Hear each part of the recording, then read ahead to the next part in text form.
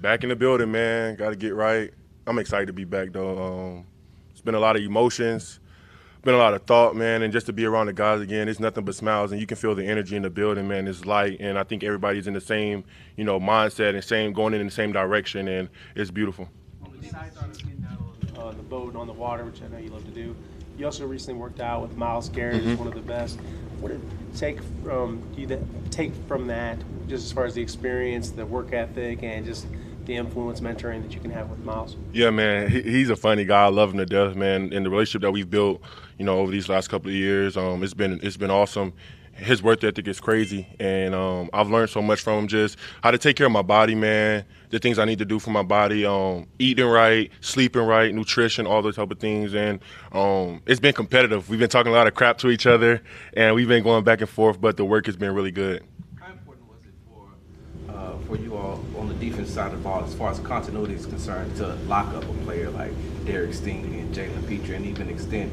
Yeah, those guys are cornerstones for our defense. You know what I'm saying? And they bring a lot of juice, a lot of excitement to the defense, and their playmaking abilities. It show up every Sunday, Thursday, whenever we play. And those are guys that we love having in the building, man. And I'm excited to keep rolling with them. I'm excited what they're going to do, man. And the work don't stop. They're the same guys. No matter how much money they make, they're going to go out there and make plays and make sure that they're making the guys around them, holding them accountable as well, and going out there and doing our jobs. You talk about a little bit about your off season. I know you're real introspective. When you took the minute when you thought about last season heading into this season, what did you come up with? Man, my emotions been everywhere. For me, those last two playoff games, for me, I'm like, you got to do that every game. You know what I'm saying? That's just been my emotions. And I'm like, bro, going into this division I see for our team, division I see for the defense, is the sky's the limit. If we come out balling like that, nobody can touch us. And it starts now. And it's been nice to see everybody in the locker room, everybody being here, even the vets. And that just shows how much they care about the program and where they want to see the program go. And one guy I got to highlight, how I had my highlight with Aziz last year, CJ Gardner, man. Today was my first day meeting him, and he is everything I knew he would be. Competitive, talk smack, and I love it. And we need those type of guys in the locker room that to lighten everybody's mood a little bit and show it's fun, man. Football is fun, and he brings that energy. When you were talking just a second about CJ, what does he bring to that secondary though that can transcend this year to a new level? Yeah, man, that juice, his energy is contagious, and I felt it today while we were running sprints and we were conditioning and stuff like that. He's very competitive, and to play in this defense and to play our style and our brand of ball, you got to be competitive and you got to have a little edge to you, and I think he has all those things. You get to watch him for the last several years on the opposing side, but what does EJ Speed bring to the second level of this defense? Yeah, he brings, like you said, everything.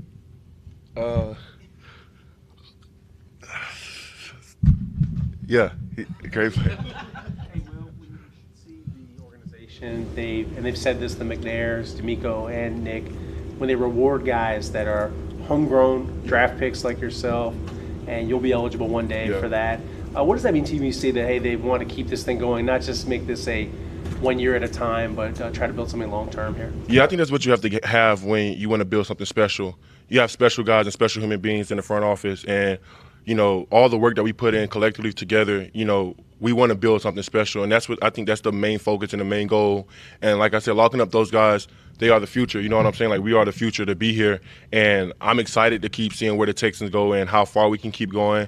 And it's a new thing that we're doing here. And Coach said something really good today. He was like, we can't stop till we get a bull on the ring.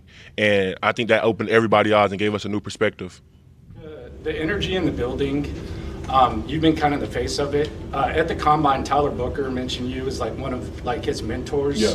What's your relationship like with him? And what's it kind of like being kind of like an OG to guys coming into the league now? Yeah, I was telling my coach today, I was like, please don't let me be the youngest guy in the room for the third year in a row, man. Tyler Booker, man, I speak very highly of him, man. Great character guy, but I think he has all the attributes you need to play the offensive line position. He's a mauler. He loves to finish blocks. His leadership skills, his mentality. He wants to be the best, and he's really hard on himself. And, I'm kind of the same way. And that's what builds you up. That's what makes who you are.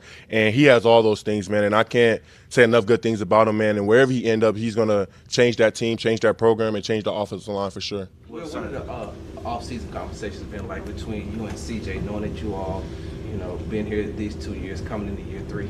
Yeah, man. It's really just been more faith-based. You know what I'm saying?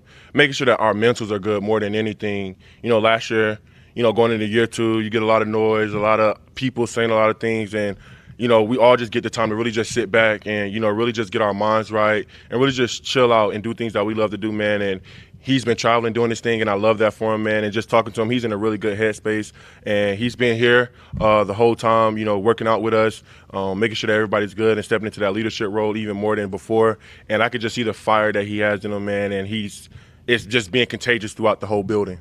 Well, let's talk about that last conversation when meeting the press in Kansas City. I know it was tough. How much of that is that better taste still left?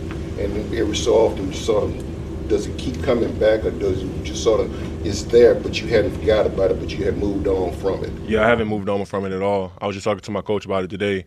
That feeling like now that you know how close you are to almost being in the Super Bowl, it hits a little differently, And for us, I'm like, bro, we almost there. When I broke it down to them, I was like, bro, we're almost there. Like, we have to have that intensity every game, no matter where we at, no matter how we get on the field, no matter if we start, on defense first. Like, we have to bring that energy every time and never forget that feeling, bro. Like, I've been telling people I have to keep my composure, bro, because I'm just so excited for next year and what this team can do and what we can go and how far we can go, man. And I know we got all the right pieces to do it, and we just got to keep building that connection. And Coach D'Amico hit it on the head today in the team meeting, man. The connection is everything. When your players trust you, when your coaches trust you, man, everybody has the same goal. Everybody can go out there and ball. Coaches can get what they want. Players can get what they want, man. And the ultimate goal is to get the Super Bowl.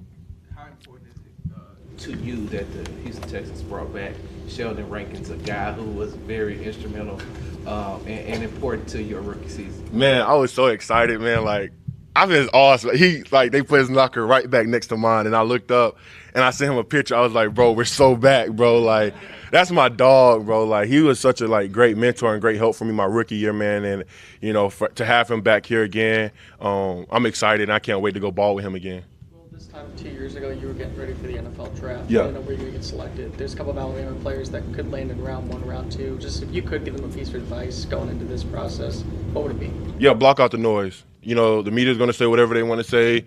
Everybody's going to have an opinion about your game. But just remember who you are and what you put on tape, man. Like, God has blessed you tremendously with the gift that you have. He's brought you this far. Nobody else has brought you this far. You've put in the work. He's giving you the gift, man. And just lean on yourself. Like, lean on your abilities and know that you can go out there and play with the best of the best.